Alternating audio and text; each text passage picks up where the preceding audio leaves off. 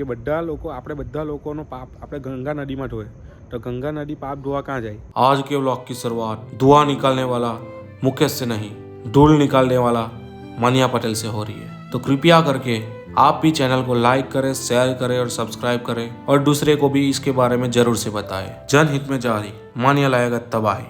तो આજના નવા વ્લોગની શરૂઆત આપણે આપણી રામ પ્યારી એવી એક્ટિવાથી કરીએ છીએ, કારણ કે ઘણા દિવસો પછી આજે આપણે એક્ટિવા પર દુકાને જવાનો મોકો મળ્યો છે। પહેલી વાત તો પહેલાં આપણે એક્ટિવા પર જ જતા હતા ત્રણ કેન લઈને, પણ હવે કેવું કે ફોર વ્હીલ આવી ગઈ ને વધારે કેન લઈને જવું પડે એટલે આપણે એને બીજો માલ સામાન હોય એટલે આપણે ફોર વ્હીલ લેવી જ પડે છે। પણ આજે ફોર વ્હીલ આપણી પાસે છે નહીં, તો ફોઈના છોકરાને ફોન કરીને બધો માલ સામાનની વ્યવસ્થા દુકાને કરાવી દીધી છે। આપણી ફોર વ્હીલ લઈ જવાનું પપ્પા લોકો એટલે કંકોત્રી વેચવાનું કામ ચાલે છે।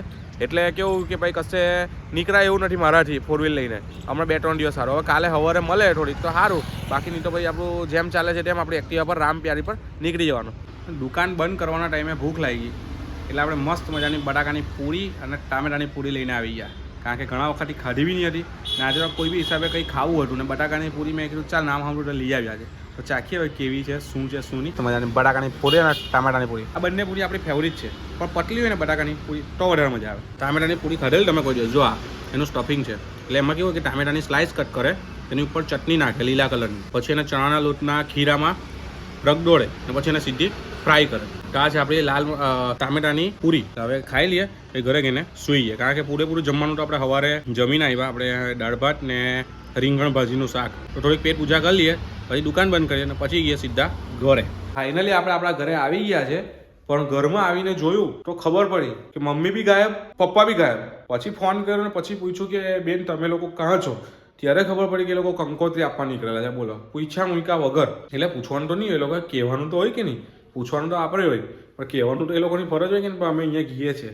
હવે ઉંમર થાય એટલે એ લોકોને હાચવવા વગર, એમ તો હજુ એ લોકોના હાથ ટાટિયા ચાલે છે એટલે વાંધો નથી, પણ કેવું થાય કે કહીને જાય તો થોડુંક સારું લાગે, આપણને બી શાંતિ કે ભાઈ અહીંયા ગયા છે, એટલે કંઈ બી થાય તો આપણે એ બાજુના એરિયામાં જઈ શકીએ। હવે ઉપર ગઈને સૂઈ જઈએ, ઉઠીને જે કામ પતશે તે જોવાઈ જશે। આપણો આ રૂમ છે, તેમાં જ્યારે હું આવું ને ત્યારે મને ખાલી એક જ વસ્તુ પેલા મગજ પર હઠોળા મારે છે કે ઘરવાળા જ્યારે બી નીચે મળે ને એટલે પૂછ્યા કરે ભાઈ બેડવાળાને ફોન કરીને ક્યારે આવવાનો, તારા લગ્ન આવી જવાના, ફોન કરીને ક્યારે આવવાનો, તારા લગ્ન આવી જવાના। પણ મને મારા રૂમમાં આવું ને એટલે એટલી શાંતિ મળે ને આ મારી સેટીને જોઈને, જેટલી બેડ પર મળવાની નથી મને એવું લાગે છે, કારણ કે સેટી જોઈને એવું લાગે, કારણ કે વર્ષોથી આપણે આની પર જ ઉઠેલા છે, એટલે આની પર આપણને થોડુંક સેટિસ્ફેક્શન મળે છે કે આ વસ્તુ સારી છે, આની પર આને જ ખાલી રિનોવેટ કરીને આને જ વસ્તુ વ્યવસ્થિત બનાવીએ। પણ કેવું કે હવે ઘરમાં લેડીઝ આવે છે ને ઘરવાળાની ઈચ્છા હોય કે ના આવી રીતના લગ્ન થાય છે તો એ લોકોને પોતાનો એક બેડ બનાવી આપીએ, અમે બેડ પર હોઈ ગયા છે તો એને બી બેડ બનાવી આપીએ, એવું થાય છે। તો હવે એ લોકો મને ફોન કરવાનો પણ ફોન જ નથી કરતો જ્યારે આવે ત્યારે, એટલે હવે એ લોકોએ મારી પાસે નંબર માંગવાના ચાલુ કરી દે, મને નંબર આપી દે હું વાત કરી લઉં, મને નંબર આપી દે હું વાત કરી લઉં, એટલે એ લોકોને હું ધીરે બહાના બનાવતો રહું છું, જ્યાં લગીન મારાથી પોસિબલ થાય ત્યાં લગીન બહાના બનાવું કે ભાઈ આજે ફોન કરું, કાલે ફોન કરો, પરમ દિવસે ફોન કરું, ચાલ્યા કરે, જ્યાં લગીન મારો પ્રેમ મારી સેટી હાથે રહી ત્યાં સુધી જોઈએ છે ત્યાં લગીન આપણે રાખવાની કોશિશ કરીએ। તો કંઈ નહીં, હવે આપણે સેટીને બાજીને હોઈ ગઈએ શાંતિથી, બીજું તો શું કરવાના, હમણાં આપણી વાવાઝોડું તો છે નહીં કે એને બાજીને હોઈ જવાય કંઈ નહીં, હવે આપણે આપણી સેટીને બાજીને હોઈ ગઈએ શાંતિથી, ઉઠીએ પછી આપણા ભોલેનાથ કામ મોકલે છે કંઈ ખબર નથી, મસ્ત શાંતિથી હોઈ ગઈ। તો 8 વાગી ગયા છે અને આપણી આંખ ખુલી ગઈ છે, ખોલવા પાછળનું કારણ મારો ભાઈ છે, નીચેથી બરાડા પાડી રહ્યો, ઓટ કંઈ સમજ પડે। મેં કીધું લા ભાઈ એક બૂમમાં બી મને સંભળાઈ છે, હું કંઈ બેરો નથી, પણ એને કોણ સમજાવે। એનું આ બૂમ પાડવાનું રીઝન બી એક જ છે કે ભાઈ 3 દિવસથી એ પાણી ભરે છે, અગરબત્તી કરે છે, એ બધું કરે છે ને, એક કામ એને મારી પાસે કરાવું છે કે આ કેમ હોઈ રહીને મારે કેમ કામ કરવાનું। કંઈ નહીં, નાના બધા એવા જ હોય, તમારા બી ઘરમાં હોય જ આ બધા, મોટા સહન કરી લેવાનું, સંબંધ નહીં બગાડવાનો। જોઈએ હવે નીચે એના કારણ ખરેખર આ છે કે બીજું કંઈ કારણ છે। મને બૂમ પાડીને ઉઠાવ્યો અને એ ભાઈ જાતે હવે હોઈ ગયો, જોવા છે ને હું કીધેલું છે ને, આ એની નફટાઈ હતી, બોલો કંઈ નહીં, હવે ભરીએ બીજું હું પાણી। તો વાર ઓળીને હજુ ઘરની અંદર આવ્યો ચોકડીમાંથી તો ખબર પડી ખુશીનો માહોલ છે, પાણી ભરાઈ ગયું, યસ, દીવાબત્તી થઈ ગઈ, યસ। કંઈ નહીં, હવે ખાવાની તૈયારી કરે, કારણ કે મમ્મી પપ્પા તો છે નહીં, એ લોકો ગયા છે કંકોત્રી વેચવા માટે, તો આપણે આપણું ખાવાનું। હવે મેં મારા વાવાઝોડાને કીધેલું હતું કે એક વસ્તુ હું લાવ્યો છું, જો કે ભાઈ બાફેલું તૈયાર આવે, આ એક વસ્તુ છે। હવે આની અંદર કેવું છે કે ભાઈ છોલે, રાજમા, પછી મગ, ચણા, કઠોળ, ટૂંકમાં અડધું કઠોળ છે ને બધું બાફેલું, બટાકા બી બાફેલા તૈયાર મળે. 1 વર્ષ લગીને કંઈ નહીં થાય. તમને એવું લાગતું હોય કે ચીકાશ થઈ જતી હોય, કલર બદલાઈ જતો હોય, બટાકાનો બી તમે કલર જોયો વ્હાઈટ કલર એકદમ ફ્રેશ, કોઈ પ્રિઝર્વેટિવ એવું કંઈ નહીં. પણ આને કઈ રીતના રાખવી એ બધી વસ્તુ એ લોકોએ પ્રોસેસ કરીને બનાવેલા છે. હવે જે સમોસામાં જે બટાકાનો જે ચૂરો આવે છે એ બી તૈયાર મળે. એટલે એની અંદર કંઈ નહીં હોય, ખાલી બટાકાનો ક્રશ કરેલો હોય. પછી આપણા વટાણા, વ્હાઈટ વટાણા જે આલુપુરીના રગડામાં ને બધામાં જાય છે, પછી એ બધી વસ્તુ બી તૈયાર બાફેલી મળે. બોલો તે ઘરે હું લાવ્યો. આજે આપણા એક ફ્રેન્ડ છે એને ચાલુ કર્યું છે આપણા અહીંયા કે બાફેલી તૈયાર વસ્તુ મળે.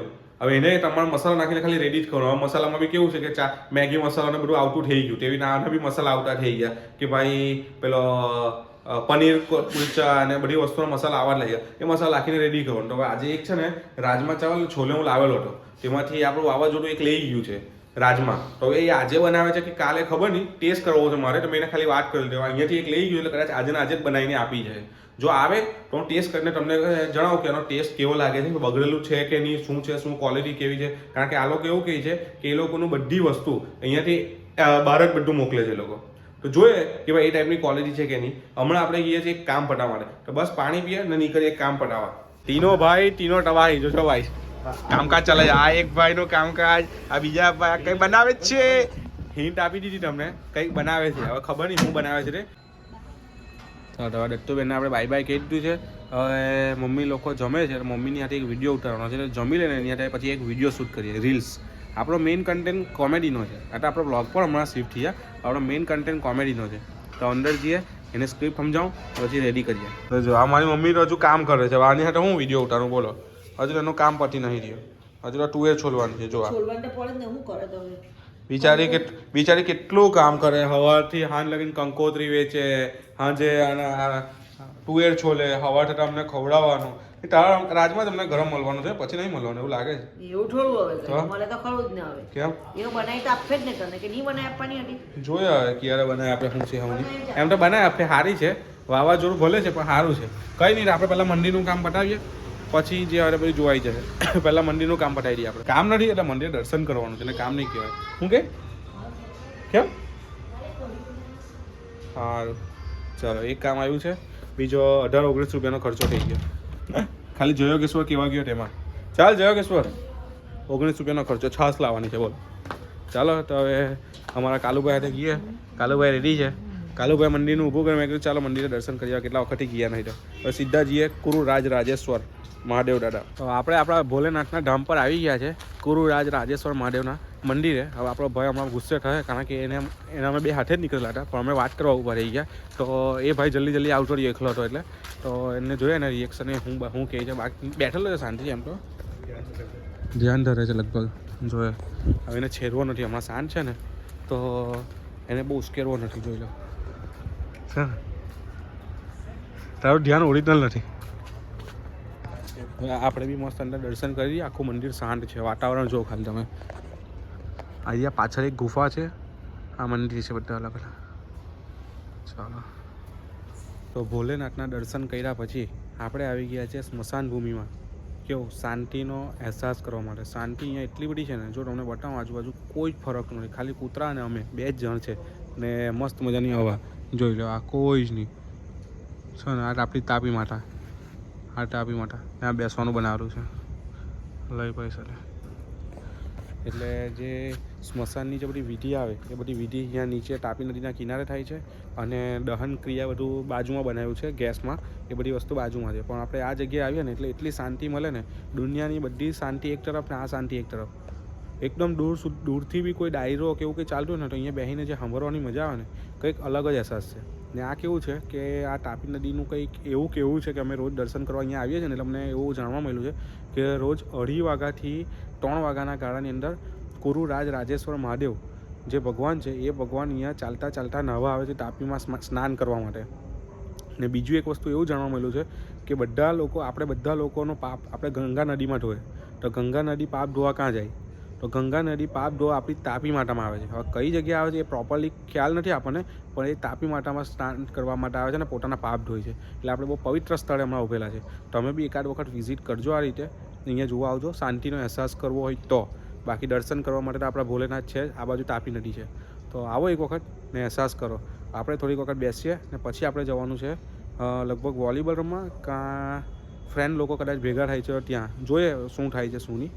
તો આપણે નીકળવાની તૈયારી કરી ને આપણા ભાઈ આવી ગયા જો બેસવા માટે છે ને. પહેલાં એને કીધું અમે કે ચાલ ભાઈ આપણે ત્યાં બેસવા ગઈએ, પણ એનો એ કંઈ અલગ દુનિયામાં ખોવાઈ ગયેલો, ઓમ નમઃ શિવાયની દુનિયામાં.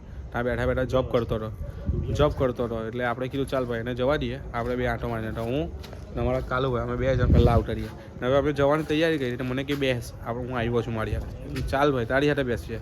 તો હવે ટીનો ટબાઈ આપણે બેસીએ થોડીક વાર ને પછી નીકળીએ વોલીબોલ રમવા માટે. અમે મસ્ત મજાના શાંતિ મંદિરે દર્શન કર્યા, સ્મશાને બેઠા, પછી વોલીબોલ રમ્યા અને વોલીબોલ રમ્યા પછી હવે અમારો એક ભાઈ છે એ 6 મહિના પછી ખાઈ છે. એ રા ભાઈ પાછળ જો તો દીકરા, પાછળ જો તો. એ રા ભાઈ 6 મહિના પછી ખાઈ છે, તો આજે એની હારે ખાવા આવી ગયા છે. બહુ દિવસ પછી અમે પફીઝામાં આવ્યો, લગભગ નહીં તો 3-4 મહિના પછી. અમારે જો જેના ભાઈની બી લાડ પડે છે હા ને. તારા કેટલા 6 મહિના આ ભાઈને થઈ ગયા. આજે ટેસ્ટ આવે કે નહીં આવે? પીઝા એવું કંઈ ખબર ને? પીઝા પેલા ત્રિકોણ આવે કોઠી જેવા રોટલી બસ સેમ પોપ ખરે ને પોપ, બસ તેવા પફીઝા છે. 1 2 3 4 5 જણ આવ્યા છે. અમે ગયેલા હતા લાપીનોઝ માટે, પણ લાપીનોઝ બંધ નીકળ્યું. ત્યાંથી ગયા અમે ગાર્લિક નોટ્સ બી બંધ નીકળ્યું. તો રાતે હવે 12 વાગે અમે આવી ગયા છે પફીઝામાં. અહીંયાના પીઝા ને અહીંયાના ગાર્લિક બ્રેડ આપણને બહુ ભાવે છે, પફ બેઝમાં આવે. તો પહેલાં ખાય પછી હવે ખબર નહીં ક્યાં જવાય છે કંઈ ખબર નથી. તો પહેલાં એમને ઓર્ડર આપી દે, નહીં તો આ બંધ થઈ ગયું ને તો પછી લોચા પડી જાય.